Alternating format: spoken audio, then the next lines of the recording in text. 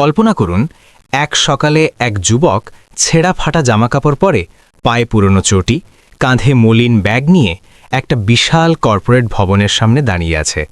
সে চাকরির জন্য এসেছে, কিন্তু যারা তাকে দেখল তারা হাসল, বিদ্রূপ করল, কটূক্তি করল, আর শেষে ধাক্কা দিয়ে গেটের বাইরে বের করে দিল। সেই মুহূর্তে কেউ ভাবতেও পারেনি যে এই অপমানিত যুবকটির পেছনে লুকিয়ে আছে এমন একটা রহস্য যা মাত্র কয়েক ঘন্টার মধ্যে পুরো ভবনের ভাগ্য আর সেখানকার মানুষগুলোর দৃষ্টিভঙ্গি চিরতরে পাল্টে দেবে। সে কে ছিল? সে কেন ইচ্ছে করে নিজেকে এতটা নিচু করে দেখালো? আর কোন অদৃশ্য সুতোয় তার জীবন এই জায়গার সঙ্গে জড়িয়েছিল? এই গল্প শুনলে আপনার মন ছুঁয়ে যাবে। কিন্তু এগোনোর আগে একটা ছোট্ট অনুরোধ, কমেন্টে আপনার গ্রাম বা শহরের নামটা লিখে দিন, যাতে আমরা আপনাকে বিশেষ ধন্যবাদ জানাতে পারি। চলুন তাহলে গল্প শুরু করি।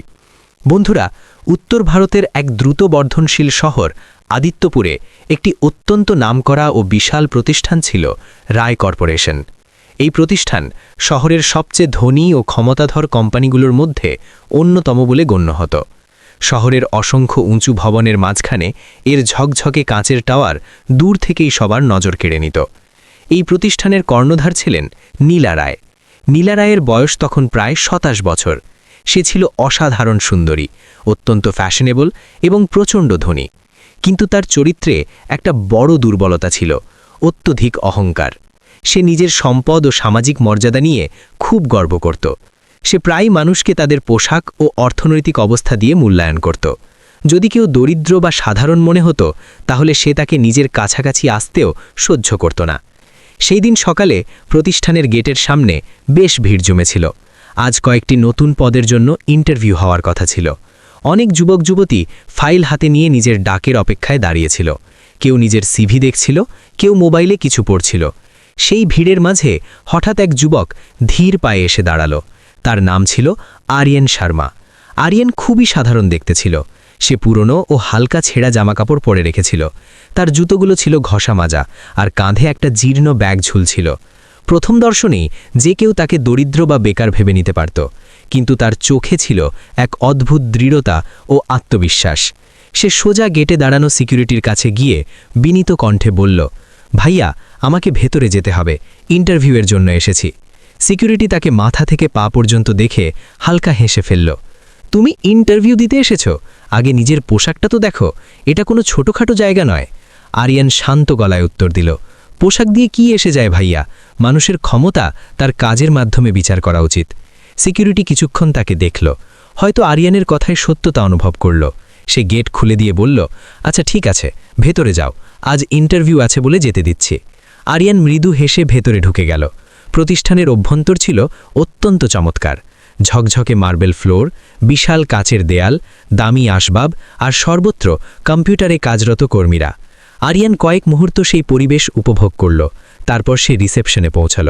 রিসেপশনে বসা মহিলা তাকে দেখামাত্র ভ্রু কুঁচকে ফেলল। বলুন, কি দরকার? সে ঠান্ডা গলায় জিজ্ঞেস করল। আরিয়ান হেসে বলল, আমাকে ইন্টারভিউ দিতে হবে। রিসেপশনিস্ট অবাক হয়ে তাকে দেখল। তারপর পাশের কর্মচারীকে ফিসফিস করে বলল, দেখো না, আজকাল কি লোক চাকরি চাইতে চলে আসে। দুজনেই হালকা হাসল। তারপর সে আনুষ্ঠানিক ভঙ্গিতে বলল, আচ্ছা, ওদিকে বসে অপেক্ষা করুন, ম্যাডাম এলে দেখা যাবে। আরিয়ান চুপচাপ গিয়ে একটা চেয়ারে বসে পড়ল। প্রায় 15 মিনিট পর হঠাৎ প্রতিষ্ঠানে হট্টগোল বেড়ে গেল। অনেক কর্মী তড়িঘড়ি সিট ছেড়ে দাঁড়িয়ে পড়ল। কেউ কেউ নিজের পোশাক ঠিক করতে লাগল। রিসেপশনিস্ট আস্তে করে বলল, ম্যাডাম এসে গেছেন। লিফটের দরজা খুলে বেরিয়ে এলেন নীলা রায়। সে একটা দামি কালো ফর্মাল স্যুট পরেছিল, হাতে মোবাইল, আর পেছনে দুজন সহকারী হাঁটছিল। তার মুখে সবসময়ের মতো অহংকার স্পষ্ট ফুটে উঠেছিল। সে এগোতেই তার দৃষ্টি আরিয়ানের ওপর পড়ল। সে কয়েক সেকেন্ড তাকে তাকিয়ে দেখল। তারপর হঠাৎ রেগে গিয়ে বলল, এই ছেলেটা এখানে কি করছে? রিসেপশনিস্ট ঘাবড়ে গিয়ে বলল, ম্যাডাম, ও ইন্টারভিউ দিতে এসেছে। নীলার মুখ রাগে লাল হয়ে গেল। সে দ্রুত পায়ে আরিয়ানের কাছে এসে তাচ্ছিল্যের সুরে বলল, তুমি ইন্টারভিউ দিতে এসেছ? আরিয়ান শান্তভাবে দাঁড়িয়ে রইল। জি ম্যাডাম, আমার চাকরি চাই। নীলা হেসে ফেলল। আগে আয়নায় নিজের মুখটা দেখেছ? আর এই পোশাক? আমাদের প্রতিষ্ঠানে এ ধরনের লোক চাকরি পায় না। প্রতিষ্ঠানে দাঁড়ানো অনেকে হাসতে লাগল, কিন্তু আরিয়ান একদম নির্বিকার রইল। সে আস্তে করে বলল, ম্যাডাম, আমাকে শুধু একটা সুযোগ দিন, আমি প্রমাণ করতে পারবো যে। নীলা তার কথা মাঝপথে থামিয়ে দিল। সিকিউরিটি! নীলা রেগে চিৎকার করল। সিকিউরিটি তৎক্ষণাৎ ছুটে এলো। নীলার রাগে বলল, একে এক্ষুনি বাইরে বের করে দাও, আর সাবধান, এ ধরনের লোক যেন আর কখনো ভেতরে না ঢোকে। সিকিউরিটি আরিয়ানের হাত ধরে তাকে বাইরে বের করে নিয়ে যেতে লাগল। যেতে যেতে আরিয়ান একবার থামল। সে পেছন ফিরে নীলার দিকে তাকালো। তার মুখে হালকা হাসি ছিল, আর সে ধীর গলায় বলল, ম্যাডাম, কখনো কখনো মানুষকে তার পোশাক দিয়ে নয়, তার কাজ দিয়েছে না হয়। নীলা তাচ্ছিল্য করে বলল, বড় বড় বক্তৃতা দেওয়া লোক, এখান থেকে বেরিয়ে যাও। সিকিউরিটি তাকে গেটের বাইরে বের করে দিল। আরিয়ান কয়েক মুহূর্ত সেই বিশাল ভবনের দিকে তাকিয়ে রইল। তারপর ব্যাগটা ঠিক করে মৃদু হাসি নিয়ে চলে গেল। কিন্তু তাকে যেতে দেখে কারও মাথাতেই আসেনি যে পরের দিনই এই যুবকটি এই প্রতিষ্ঠানের ভাগ্য পুরোপুরি পাল্টে দেবে। পরের সকালে আদিত্যপুর শহরে সবকিছু যেন আগের মতোই চলছিল। রাস্তায় গাড়ির স্রোত, মানুষের ছুটোছুটি, দৈনন্দিন জীবনের সেই পরিচিত ছন্দ। কিন্তু রায় কর্পোরেশনের ভবনে আজ একটা অদ্ভুত উত্তেজনা ছড়িয়ে পড়েছিল। কর্মীরা অফিসে ঢুকতেই লক্ষ্য করল রিসেপশনের কাছে ছোট ছোট গ্রুপে ফিসফিসানি চলছে। একজন বলল, শুনেছ নাকি কোম্পানির বড় অংশের শেয়ার কেউ কিনে নিয়েছে? আরেকজন উত্তর দিল, হ্যাঁ, আর আজ সেই নতুন মালিক নাকি অফিসে আসবে। তৃতীয়জন একটু চিন্তিত গলায় বলল, জানি না কেমন মানুষ হবে, যদি খুব কড়া হয় তাহলে তো আমাদের সবার চাকরি নিয়ে টেনশন। অফিসে জুড়ে নানা রকমের আলোচনা আর অনুমান চলছিল। ঠিক তখনই ভবনের সামনে একটা কালো রঙের চকচকে গাড়ি এসে থামল। দরজা খুলে নামলেন নীলা রায়। আগের মতোই দামি ফর্মাল পোশাক, মুখে সেই চিরচেনা আত্মবিশ্বাস আর অহংকারের ছাপ। ভেতরে ঢুকতেই সে দেখল কর্মীরা মুখ চাওয়াচাবি করছে। সে একটু বিরক্ত হয়ে জোরে বলল, এখানে কি হচ্ছে? সবাই কাজ ছেড়ে গল্প করছে কেন? তখনই কোম্পানির জেনারেল ম্যানেজার তাড়াতাড়ি তার কাছে এসে বলল, ম্যাডাম, একটা খুব জরুরি কথা আছে। নীলা ভ্রু কুঁচকে বলল, কি হয়েছে বলো? ম্যানেজার একটু ইতস্তত করে বলল, ম্যাডাম, কাল রাতে কোম্পানির প্রায় 60% শেয়ার একজন নতুন ইনভেস্টর কিনে নিয়েছেন। নীলা কয়েক সেকেন্ড স্তব্ধ হয়ে রইল। তারপর বলল, তাতে এত ঘবরানোর কি আছে? ইনভেস্টর তো আসতেই থাকে। ম্যানেজার নিচু গলায় বলল, ম্যাডাম, এবার ব্যাপারটা অন্যরকম। যিনি শেয়ার কিনেছেন তার কাছে এখন কোম্পানির সবচেয়ে বড় অংশ। নীলার মুখটা গম্ভীর হয়ে গেল। মানে? ম্যানেজার বলল, মানে এখন তিনি এই প্রতিষ্ঠানের নতুন মালিক। এই কথা শুনে নীলার চোখ কপালে উঠে গেল। এটা কিভাবে সম্ভব? এই কোম্পানি তো আমার বাবার। ম্যানেজার বলল, ম্যাডাম, আপনার বাবা গত কয়েক মাসে অনেক শেয়ার মার্কেটে ছেড়ে দিয়েছিলেন। সেই সুযোগ নিয়েই এই লোকটা সব কিনে নিয়েছেন। নীলার মুখে রাগ আর অবিশ্বাস মিশে গেল। সে বলল, সেই লোকটা কে? ম্যানেজার উত্তর দিল, আজ সকাল 11টায় বোর্ডরুমে মিটিংয়ে তিনি নিজে আসবেন, তখনই সবাই জানতে পারবে। নীলা আর কিছু না বলে নিজের কেবিনের দিকে হাঁটতে লাগল। কিন্তু তার মনের ভেতরটা ঝড়ের মতো অশান্ত হয়ে উঠছিল। পুরো প্রতিষ্ঠানে এখন উৎসুকতার আগুন জ্বলছে। সবাই জানতে চাইছে নতুন মালিককে। সময় ধীরে ধীরে এগোচ্ছিল। প্রায় 10টার দিকে হঠাৎ অফিসে আবার উত্তেজনা ছড়িয়ে পড়ল। সবাইকে কনফারেন্স হলে ডাকা হলো। হলে প্রায় সকলেই উপস্থিত। সামনের মঞ্চে কোম্পানির লিগ্যাল অ্যাডভাইজার দাঁড়িয়ে। কিছুক্ষণ পর নীলাও এসে সামনের সারিতে বসল। হলটা ধীরে ধীরে নিস্তব্ধ হয়ে গেল। লিগ্যাল অ্যাডভাইজার মাইক্রোফোন তুলে বলল, আপনাদের সকলকে একটা অত্যন্ত গুরুত্বপূর্ণ তথ্য জানাতে হচ্ছে। সবার দৃষ্টি তার ওপর। সে বলল, গতকাল রাতে কোম্পানির 60% শেয়ার একজন নতুন ইনভেস্টর কিনে নিয়েছেন, তাই আজ থেকে তিনি এই প্রতিষ্ঠানের নতুন মালিক। হলে হালকা গুঞ্জন শুরু হলো। সবাই দরজার দিকে তাকাতে লাগল। লিগ্যাল অ্যাডভাইজার বলল, অনুগ্রহ করে স্বাগত জানান আমাদের নতুন মালিককে। এই বলে সে দরজার দিকে হাত দেখালো। দরজা ধীরে ধীরে খুলে গেল।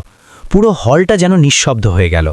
কিন্তু যেই ব্যক্তি ভেতরে ঢুকলেন, অনেকের চোখ আশ্চর্যে বিস্ফারিত হয়ে গেল। কারণ ঢুকলেন আরিয়ান শর্মা। কিন্তু আজ তার চেহারা পুরোপুরি বদলে গিয়েছে। দামি নেভি ব্লু স্যুট, চুল সুন্দর করে সাজানো, মুখে সেই একই শান্ত কিন্তু অটল আত্মবিশ্বাস। প্রতিষ্ঠানের অনেক কর্মী একে অপরের দিকে তাকাতে লাগল। একজন ফিসফিস করে বলল, এ তো সেই ছেলে যাকে কাল বাইরে বের করে দেওয়া হয়েছিল। আরেকজন বলল, হ্যাঁ, সেই ছেঁড়া কাপড়ের যুবক।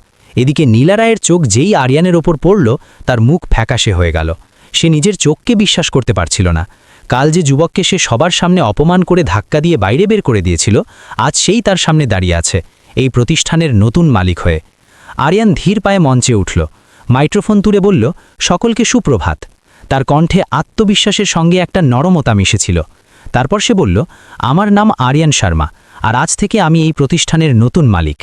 এই কথা শুনে হলে হইচই পড়ে গেল। কিন্তু আসল আঘাত এখনও বাকি ছিল। কারণ আরিয়ানের কাছে এমন একটা সত্য লুকিয়েছিল যা খুব শীঘ্রই পুরো প্রতিষ্ঠানের গল্পকে উল্টে দেবে। মিটিং হলের ভেতরটা এখনও হালকা গুঞ্জনে ভরা ছিল। সবার দৃষ্টি মঞ্চে দাঁড়ানো আরিয়ান শর্মার উপর স্থির। কারোর মনেই বিশ্বাস হচ্ছিল না যে কাল যে যুবককে ছেঁড়া কাপড়ে দেখে প্রতিষ্ঠান থেকে বের করে দেওয়া হয়েছিল, আজ সেই এই বিশাল সংস্থার মালিক হয়ে তাদের সামনে দাঁড়িয়ে আছে। আরিয়ান মাইক্রোফোনটা সামান্য ঠিক করে নরম কিন্তু দৃঢ় স্বরে বলল, আমি জানি আপনাদের মধ্যে অনেকেই আমাকে চিনে ফেলেছেন। এই বলে সে এক মুহূর্তের জন্য সামনের সারিতে বসা নীলা রায়ের দিকে তাকালো। নীলা তৎক্ষণাৎ চোখ নামিয়ে নিল। আরিয়ান হালকা মুচকি হেসে বলল, কাল আমি এই প্রতিষ্ঠানে চাকরির জন্য এসেছিলাম, কিন্তু মনে হয় ভাগ্যের অন্য কোনো পরিকল্পনা ছিল। হলে বসা কর্মীরা একে অপরের দিকে তাকাতে লাগল। আরিয়ান আরও বলল, আমি ইচ্ছাকৃতভাবে সাধারণ পোশাক পরে এসেছিলাম, কারণ আমি জানতে চেয়েছিলাম এই প্রতিষ্ঠানে মানুষ অন্য মানুষকে কিভাবে বিচার করে। এই কথা শুনে অনেকের মুখের ভাব বদলে গেল। আরিয়ান গম্ভীর কণ্ঠে বলল, কোনো প্রতিষ্ঠানের আসল শক্তি তার ইমারত বা তার ব্যাংক ব্যালেন্স নয়, আসল শক্তি তার মানুষগুলো। একটু থেমে সে আবার বলল, আর সবচেয়ে বড় কথা, প্রত্যেক মানুষেরই সম্মান পাবার অধিকার আছে। পুরো হলটা নিস্তব্ধ হয়ে গেল। কয়েক সেকেন্ড পর তালির শব্দে হল মুখরিত হয়ে উঠল। কিন্তু নীলা চুপচাপ নিজের চেয়ারে বসে রইল। তার মনে লজ্জা, অনুতাপ আর অস্থিরতা একসঙ্গে ঘুরপাক খাচ্ছিল। মিটিং শেষ হবার পর কর্মীরা ধীরে ধীরে বাইরে যেতে লাগল। কেউ কেউ আরিয়ানের প্রশংসা করছিল। একজন বলল, নতুন মালিক তো দেখছি খুব বোঝাপড়া মানুষ। আরেকজন বলল, হ্যাঁ, এত বড় মাপার মানুষ হয়েও একদম সাধারণের মতো কথা বলছে। এদিকে নীলা রায় ধীর পায়ে নিজের কেবিনে ফিরে গেল। তার মাথার ভেতর কালকের ঘটনাটা বারবার ঘুরছিল। বারবার মনে পড়ছিল সে কিভাবে আরিয়ানকে সবার সামনে অপমান করে বাইরে বের করে দিয়েছিল। প্রায় 10 মিনিট পর তার কেবিনের দরজায় হালকা টোকা পড়ল। May I come in? নীলা মাথা তুলে দেখল। দরজায় আরিয়ান শর্মা দাঁড়িয়ে। নীলা কয়েক মুহূর্ত চুপ করে রইল, তারপর আস্তে করে বলল, জি আসুন। আরিয়ান ভেতরে এসে সামনের চেয়ারে বসল। কিছুক্ষণ দুজনের মধ্যে নীরবতা বিরাজ করল। তারপর আরিয়ান মৃদু হেসে বলল, কেমন আছেন আপনি মিস নীলা? নীলার কানে এই সম্বোধনটা একটু অদ্ভুত লাগল। সে বলল, আপনি আমার ওপর রাগ করেননি? আরিয়ান হালকা হেসে বলল, রাগ করার কি আছে? নীলা নিচু গলায় বলল, কাল আমি আপনার সঙ্গে খুব খারাপ ব্যবহার করেছি। আটজন কয়েক সেকেন্ড তাকে দেখল, তারপর বলল, মানুষ ভুল করে, সবাই করে। নীলা অবাক চোখে তার দিকে তাকালো। সে ভাবতেই পারেনি আটজন এত সহজে বিষয়টা এড়িয়ে যাবে। আটজন চেয়ার থেকে উঠতে উঠতে বলল, এখন আমাদের প্রতিষ্ঠানের কাজে মন দিতে হবে। তারপর আরও বলল, আমি চাই আপনি আগের মতোই প্রতিষ্ঠানের দৈনন্দিন কার্যক্রম দেখাশোনা করুন। নীলা পুরোপুরি হতবাক হয়ে গেল। আপনি আমার উপর ভরসা করেন? আটজন মৃদু হাসল। ভরসা না থাকলে তো আপনাকে এই দায়িত্বে রাখতামই না। নীলার চোখে হালকা জল চলে এলো। আটজন দরজার দিকে এগিয়ে বলল, এখন কাজ শুরু করতে হবে, এই প্রতিষ্ঠানকে আরও উঁচুতে নিয়ে যেতে হবে। এই বলে সে কেবিন থেকে বেরিয়ে গেল। নীলা চেয়ারে বসে রইল। তার মনে এক অদ্ভুত অনুভূতি জাগছিল। প্রথমবার তার মনে হচ্ছিল সে এমন একজন মানুষের অপমান করেছিল যার হৃদয় অনেক বড়। এদিকে আটজন নিজের নতুন কেবিনে পৌঁছাল। সে জানালার কাছে দাঁড়িয়ে শহরের আলোকিত দৃশ্য দেখছিল। তখনই পেছন থেকে একটা পরিচিত কণ্ঠ ভেসে এলো, তাহলে তুই করে দেখিয়েই দিলি। আটজন ঘুরে দেখল দরজায় তার পুরনো বন্ধু রোহিত খান্না দাঁড়িয়ে। রোহিত মুচকি হেসে বলল, কিন্তু সত্যি বল, তুই এত বড় সিদ্ধান্ত শুধু ব্যবসার জন্য নিস তো? আটজন কয়েক সেকেন্ড চুপ করে রইল। তার চোখে গভীরতা এসে গেল। সে আস্তে করে বলল, না রোহিত, এর পেছনে একটা অনেক বড় কারণ আছে। রোহিত জিজ্ঞেস করল, কি কারণ? আটজন জানালার বাইরে তাকিয়ে বলল, এই প্রতিষ্ঠানটা আমার অতীতের সঙ্গে গভীরভাবে জড়িত। রোহিত অবাক হয়ে গেল। আটজনের চোখের গভীরতা থেকে বোঝা যাচ্ছিল এই গল্পে এখনও একটা বড় রহস্য লুকিয়ে আছে। আর যখন সেই রহস্য উন্মোচিত হবে, তখন নীলা রায়ের জীবন পুরোপুরি বদলে যাবে। সূর্যাস্তের পর আদিত্যপুরে রাত নেমে এসেছিল। রায় কর্পোরেশনের উঁচু টাওয়ারের জানালাগুলো শহরের আলোয় ঝলমল করছিল। অফিসের কাজ প্রায় শেষ, বেশিরভাগ কর্মী চলে গেছে, কিন্তু টপ ফ্লোরের নতুন কেবিনে আটজন এখনও বসেছিল। সামনে খোলা ফাইল, কিন্তু তার দৃষ্টি জানালার বাইরে। তখনই পেছন থেকে রোহিতের গলা ভেসে এলো, তুই কিছু লুকোচ্ছিস আটজন? আটজন হালকা হাসল, কি বোঝাতে চাইছিস? রোহিত বলল, সোজা কথা, তুই এত বড় প্রতিষ্ঠান শুধু লাভের জন্য কিনিসনি, এর পেছনে একটা গল্প আছে। কয়েক মুহূর্ত নীরবতা। তারপর আটজন ধীরে ধীরে চেয়ার থেকে উঠে বলল, তুই ঠিক ধরেছিস, এর পেছনে একটা পুরনো কথা আছে। রোহিত মন দিয়ে শুনতে লাগল। আটজন জানালার কাছে গিয়ে দাঁড়াল। তার গলা একটু ভারী হয়ে গেল। প্রায় 15 বছর আগে আমার বাবা এই প্রতিষ্ঠানেই কাজ করতেন। রোহিত চমকে উঠল, কি, এই জায়গায়? আটজন মাথা নেড়ে বলল, হ্যাঁ, তিনি এখানে একজন সাধারণ অ্যাকাউন্টেন্ট ছিলেন। রোহিত জিজ্ঞেস করল, তারপর কি হলো? আর্জনের চোখে পুরনো স্মৃতির ছায়া পড়ল। সে বলল, আমার বাবা খুব সৎ মানুষ ছিলেন, সারা জীবন পরিশ্রম করে কাজ করেছিলেন, কিন্তু একদিন প্রতিষ্ঠানে হঠাৎ টাকার গরমিলায় অভিযোগ উঠল। রোহিত মনোযোগ দিয়ে শুনছিল। আর্জন বলল, কোনো তদন্ত ছাড়াই চুরির দায় আমার বাবার ঘাড়ে চাপিয়ে দেওয়া হলো। রোহিতের ভ্রু কুঁচকে গেল। কিন্তু তিনি তো নির্দোষ ছিলেন। আর্জন নিচু গলায় বলল, তিনি অনেক বোঝানোর চেষ্টা করেছিলেন, কিন্তু কেউ কথা শোনেনি। ঘরে গভীর নীরবতা নেমে এলো। আর্জন বলল, সবার সামনে তাকে অপমান করা হলো, আর সেদিনই তাকে চাকরিচ্যুত করা হলো। রোহিত আস্তে করে জিজ্ঞেস করল, সেই সময় প্রতিষ্ঠানের মালিক কে ছিল? আর্জন কয়েক সেকেন্ড চুপ করে রইল। তারপর বলল, নীলা রায়ের বাবা। রোহিত পুরোপুরি স্তব্ধ হয়ে গেল। মানে এই সব কিছু সেই পরিবারের প্রতিষ্ঠানেই ঘটেছিল? আর্জন মাথা নেড়ে বলল, হ্যাঁ। তার কণ্ঠে দুঃখ স্পষ্ট। সেই ঘটনার পর বাবা একদম ভেঙে পড়েছিলেন। লোকে তাকে চোর বলে ডাকতে শুরু করেছিল। তার সম্মান হারিয়ে গিয়েছিল। রোহিত বলল, তারপর? আর্জন গভীর শ্বাস নিল। কয়েক মাস পর তার শরীর খারাপ হতে লাগল। একদিন তিনি আমাকে কাছে ডেকে বললেন, আর্জনের চোখ সামান্য ভিজে উঠল। তিনি বললেন, বাবু, জীবনে এত বড় হয়েও যাতে কোনো গরিব মানুষকে কখনো অপমান সহ্য করতে না হয়। রোহিত চুপ করে গেল। আর্জন বলল, সেদিনই আমি মনে মনে প্রতিজ্ঞা করেছিলাম, একদিন আমি এত উঁচুতে উঠব যে দুনিয়া আমাকে আমার পোশাক দিয়ে নয়, আমার কাজ দিয়ে চিনবে। কিছুক্ষণ নীরবতা। তারপর রোহিত জিজ্ঞেস করল, তাহলে তুই বদলা নিতে এসেছিস? আর্জন হালকা হাসল, না। রোহিত অবাক হয়ে বলল, না? আর্জন বলল, বদলা নিতে চাইলে আমি এই প্রতিষ্ঠান কিনে বন্ধ করে দিতাম। রোহিত বলল, তাহলে? আর্জন জানালার বাইরে তাকিয়ে বলল, আমি এখানে পরিবর্তন আনতে এসেছি। এদিকে ঠিক তখনই দ্বিতীয় ফ্লোরে নীলা রায় নিজের কেবিনে বসেছিল। তার মন অস্থির। বারবার একটাই প্রশ্ন মাথায় ঘুরছিল, আর্জন এই প্রতিষ্ঠানকেই কেন কিনল? সে ফাইল বন্ধ করে উঠতে যাচ্ছিল। তখনই বাইরের গলি থেকে কথার টুকরো কানে এলো। দরজা একটু খোলা ছিল। আর্জন আর রোহিতের কথার কিছু অংশ তার কানে পৌঁছল। নীলার পা থমকে গেল। যা শুনল তাতে তার বুকের ভেতরটা কেঁপে উঠল। প্রথমবার তার মনে হলো আর্জনের এই জায়গার সঙ্গে কোনো পুরনো যোগসূত্র আছে, কিন্তু পুরো সত্য তখনও তার জানা ছিল না। আর যখন সেই সত্য প্রকাশ পাবে, তখন নীলা রায়ের পুরো জগৎ কেঁপে উঠবে। সেই রাতে নীলা রায় বাড়ি ফিরে গেল, কিন্তু তার মন একদম শান্ত হল না। বারবার তার মাথায় ঘুরছিল একটাই প্রশ্ন, আর্জন শর্মা রায় কর্পোরেশনকেই বা কেন কিনল? তার মনে পড়ছিল গলিতে আর্জন আর রোহিতের কথাগুলো। সেই কথা থেকে স্পষ্ট বোঝা যাচ্ছিল যে আর্জনের এই প্রতিষ্ঠানের সঙ্গে কোনো পুরনো যোগসূত্র আছে। পুরো রাত নীলার চোখে ঘুম আসেনি। পরের সকালে যখন সে অফিসে পৌঁছাল, তখন তার মন আরও অস্থির ছিল। প্রতিষ্ঠানে সবকিছু স্বাভাবিকভাবে চলছিল, কর্মীরা নিজের কাজে ব্যস্ত, কিন্তু নীলার মন অন্য কোথাও। দুপুরের দিকে সে সিদ্ধান্ত নিল, এবার সে সরাসরি আর্জনের কাছে সত্য জানতে চাইবে। সে ধীর পায়ে আর্জনের কেবিনের দিকে এগিয়ে গেল। দরজায় পৌঁছে হালকা টোকা দিল। May I come in? ভেতর থেকে আওয়াজ এলো, হ্যাঁ আসুন। নীলা ভেতরে ঢুকল। আর্জন তার ল্যাপটপে কাজ করছিল। সে মাথা তুলে দেখে মৃদু হাসল। আসুন মিস নীলা, বসুন। নীলা সামনের চেয়ারে বসল। কয়েক মুহূর্ত দুজনের মধ্যে নীরবতা। তারপর নীলা আস্তে করে বলল, আমার আপনাকে একটা জরুরি প্রশ্ন করার আছে। আর্জন শান্তস্বরে বলল, জিজ্ঞেস করুন। নীলা সাহস জোগাড় করে বলল, আপনি এই প্রতিষ্ঠানকেই কেন কিনলেন? শহরে তো আরও অনেক বড় বড় কোম্পানি ছিল। আর্জন কয়েক সেকেন্ড চুপ করে রইল। তারপর আস্তে করে ল্যাপটপ বন্ধ করে দিল। তার মুখে গভীর গম্ভীরতা ফুটে উঠল। সে চেয়ার থেকে উঠে জানালার কাছে চলে গেল। কয়েক মুহূর্ত পর সে বলল, কারণ এই প্রতিষ্ঠানের সঙ্গে আমার অতীত জড়িয়ে আছে। নীলার হৃদয় জোরে ধরফর করতে লাগল। কেমন অতীত? আর্জন ধীরে ধীরে তার দিকে ঘুরে দাঁড়াল। প্রায় 15 বছর আগে আমার বাবা এই প্রতিষ্ঠানেই কাজ করতেন। নীলার চোখ বড় বড় হয়ে গেল। কি? আর্জন শান্ত স্বরে বলল, হ্যাঁ, তিনি এখানে একজন সৎ অ্যাকাউন্টেন্ট ছিলেন। নীলা মন দিয়ে শুনছিল। আর্জন বলল, কিন্তু একদিন প্রতিষ্ঠানে টাকার গরমিলের ঘটনা সামনে এলো, আর কোনো তদন্ত ছাড়াই চুরির অভিযোগ আমার বাবার ওপর চাপিয়ে দেওয়া হলো। নীলার হৃদয় ধরফর করছিল। আর্জন বলল, তিনি অনেক বোঝানোর চেষ্টা করেছিলেন যে তিনি নির্দোষ, কিন্তু কেউ তার কথা শুনেনি। ঘরে গভীর নীরবতা নেমে এলো। আর্জনের গলা একটু ভারী হয়ে গেল। সবার সামনে তার অপমান করা হলো, আর সেদিনই তাকে চাকরি থেকে বের করে দেওয়া হলো। নীলা ধীরে ধীরে চেয়ারে বসে পড়ল। তার শ্বাস দ্রুত হয়ে গিয়েছিল।